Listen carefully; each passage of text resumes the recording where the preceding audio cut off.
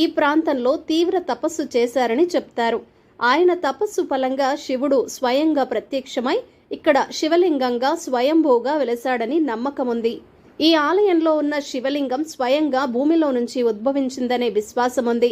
దీన్ని స్వయంభూ లింగం అంటారు. ఇది ఆలయానికి ఒక రహస్య ఆధ్యాత్మిక శక్తిని ఇస్తోందని భక్తులు నమ్ముతారు. భారతీయ పురాణాలలో అగస్త్యుడు శివుడి అత్యంత భక్తుడిగా చెప్తారు.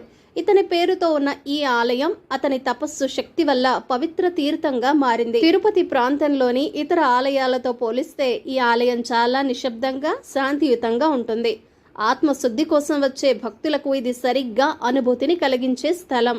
ఈ ఆలయం గోపురంపై గంధర్వ దేవతల శిల్పాలు చెక్కబడి ఉన్నాయి. తపస్సు చేసే ఋషుల శిల్పాలు ఉండటం ఇది ప్రాచీన కాలపు నిదర్శనమని చెబుతుంది. ఈ ఆలయంలోని శివుడి దర్శనం వల్ల మనశ్శాంతి, కుటుంబ సమస్యల నుంచి విముక్తి, తపస్సు లాంటి ధ్యాన శక్తి లభిస్తాయని భక్తులు విశ్వసిస్తారు. అగస్తీశ్వర స్వామి ఆలయం అనేది కేవలం శివాలయం మాత్రమే కాదు. అది ఋషుల తపస్సు శక్తి, స్వయంభూ లింగం మహిమ మరియు మౌన ధ్యాన తీర్థం అంటారు. ఇది చూడాల్సిన ప్రదేశం మాత్రమే కాదు, అనుభవించాల్సిన దేవస్థానమని చెబుతారు. ఈ ఆలయంలో మా దర్శనం పూర్తయిన తర్వాత నెక్స్ట్ మేము విజిట్ చేసిన 6th place Gudimallam temple. Gudimallam ఆలయం ఆంధ్రప్రదేశ్లోని తిరుపతి దగ్గరలో ఉంది. ఇక్కడ ఉన్న శివలింగం ప్రపంచంలోని అత్యంత పురాతన శిల్పాలలో ఒకటి.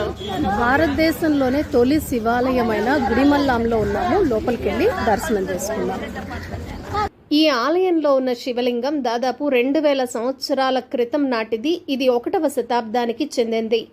ఈ ఆలయంలోని శివుడు మానవ రూపంలో త్రినేత్రుడిగా చేతిలో ధనుస్సు, బాణాలు పట్టుకొని కనిపిస్తాడు. ఇది ప్రపంచంలోని మానవ రూప శివలింగానికి మొదటి నిదర్శనం. పశుపతినాథుడిగా ప్రతిష్ఠించబడి ఉంది. ఇది ప్రపంచంలోనే అతి పురాతనమైన శివలింగాలలో మొదటిదిగా చెప్పవచ్చు. గుడిమల్లం శివలింగం 1వ శతాబ్దానికి చెందిందని పరిశోధకులు చెప్తున్నారు. ఈ లింగం ప్రత్యేకత ఇందులో శివుడు మానవ రూపంలో ఉండటమే. దీనిని త్రినేత్ర శివుడుగా కూడా పిలుస్తారు. శివుడు తన చేతిలో ధనుస్సు, బాణాలు, పశువులను పట్టుకుని ఉన్నట్టు కనిపిస్తాడు. ఇది పద్మనాభ పల్లవుల కాలంలో నిర్మించబడిందిగా నమ్ముతారు. ఇది శైవ వాతావరణం మరియు వేద సంప్రదాయాలకు ప్రాతినిధ్యం వహిస్తోంది. గుడిమల్లం ఆలయంలోని శిల్పకళా నైపుణ్యం ప్రాచీన ద్రవిడ శైలి ప్రత్యేకతను కలిగి ఉంటుంది.